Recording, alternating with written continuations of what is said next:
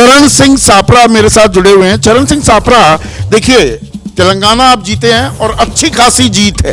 तेलंगाना में आप जीत जाते हैं, बाकी जगह वो मोमेंटम कैरी नहीं कर पाती है। बावजूद इसके शुरुआती आकलन हम 3 महीने पहले 4 महीने पहले बात करें तो मध्य प्रदेश और छत्तीसगढ़ में कम से कम आप पोल पोजीशन पर दिखाई दे रहे थे। वो मोमेंटम तेलंगाना का आप छत्तीसगढ़ मध्य प्रदेश में कैरी फॉरवर्ड क्यों नहीं कर पाए?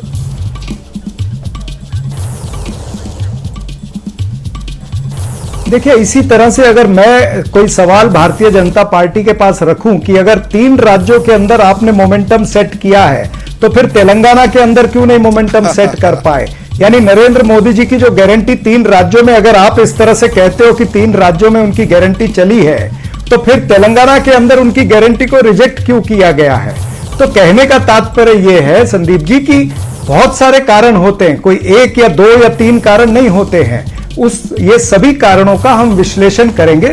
निश्चित रूप से जो अभी रुझान नजर आ रहे हैं, अगर यही नतीजों में बदलते हैं तो ये चिंताजनक परिस्थिति है कांग्रेस पार्टी के लिए, और इसका निकाला जाएगा ना नतीजा, और इसके बाद में किस तरह से हमें बदलाव लाना है आगे की रणनीति में। और मैं लगातार कहता आया हूं कि 2024 का जो चुनाव होगा वो मोदी वर्सेस मुद्दा होगा।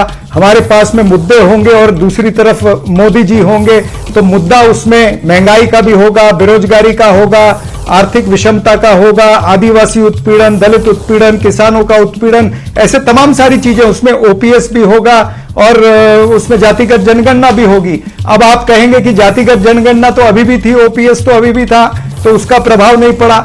एक चीज का प्रभाव बनने में भी हो सकता है कहीं पर समय लगता हो, लेकिन ये कंटिन्यूस प्रोसेस है। कांग्रेस पार्टी और इंडिया गठबंधन उस कंटिन्यूस प्रोसेस को चालू रखेगा। आपने ये शब्द जो इस्तेमाल किया, कांग्रेस पार्टी और इंडिया गठबंधन, दरअसल पेच यहां पर भी अटका क्या?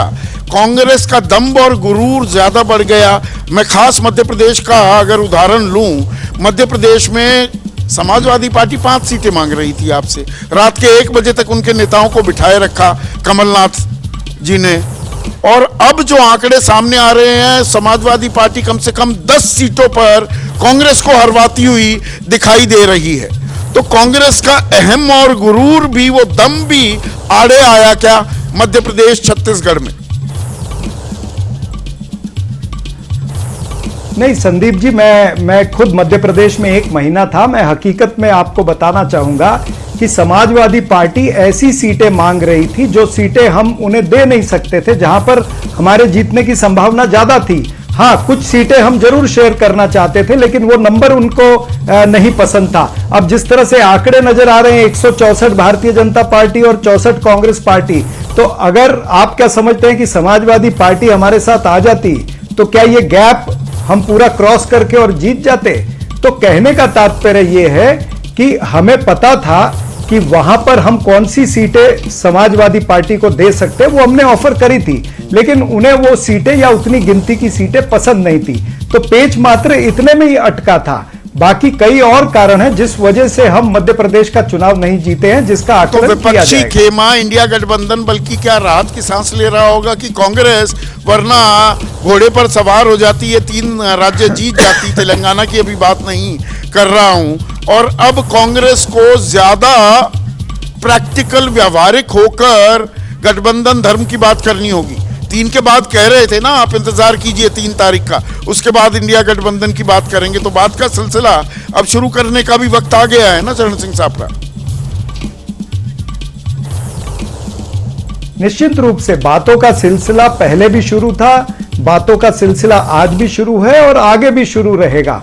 और जो तेलंगाना की जीत है उसको कोई नजरअंदाज नहीं कर सकता। नहीं कर रहे, बहुत बड़ी जीत है। कहां हम 19 थे, 19 से लेकर के हम, हाँ नहीं, मैं सबके लिए कह रहा हूं, जनता के लिए भी कह रहा हूं, बीजेपी के लिए भी कह रहा हूं, इंडिया गठबंधन के लिए भी कर रहा हूं कि कोई नजरअंदाज नहीं कर सकता। 19 से हम अगर 64 की छलांग लगाते हैं तो निश्चित रूप से कांग्रेस पार्टी कामयाब हुई है ये मैसेज देने में। हाँ, हम अगर उत्तर भारत में कामयाब नहीं हुए तो कम से कम जो दक्षिण भारत है उसके अंदर बीजेपी का सफाया हो रहा है, ये निश्चित रूप से नजर आ रहा है।